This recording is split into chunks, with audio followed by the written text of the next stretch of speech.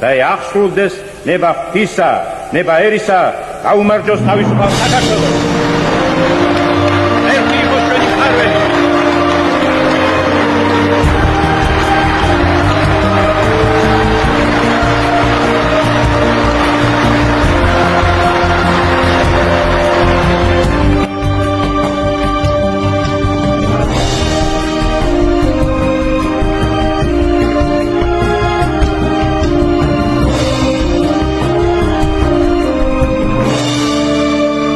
უახლეს ისტორიაში უმნიშვნელოვანესი დღეა.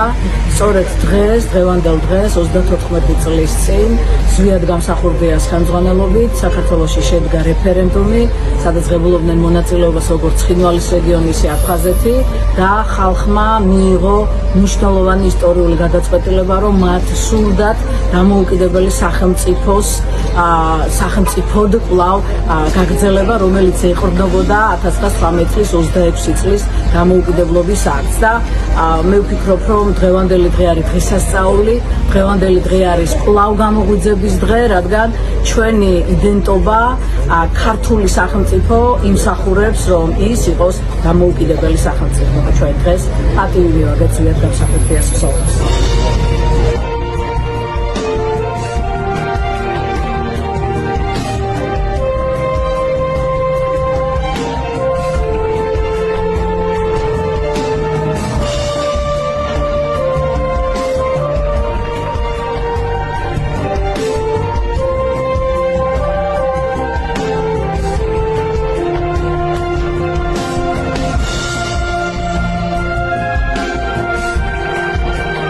ბრძოლა გრძელდება, ჩემო კარგო, არ დამთავრებულა. მოპოვებიც განკეთება უნდა. სულ თუ არ იბრძოლე, დაგეკარგეთ. დღეს ვიბრძვით და დღეს ვიბრძვით.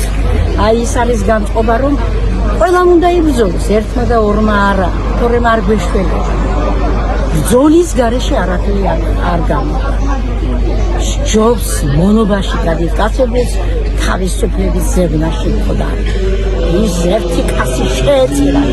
ზვიადი ეროვნული გმირი შეეწირა საქართველოს. ავგანტი ვასა. შეიცვალა რამე? არ ვიცი. მე უკეთესობას ვერხე.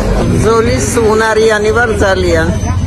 და მინდა რომ ეს ქვეყანა იყოს ევროპული და მინდა რომ იყოს თავისუფალი მარაგი.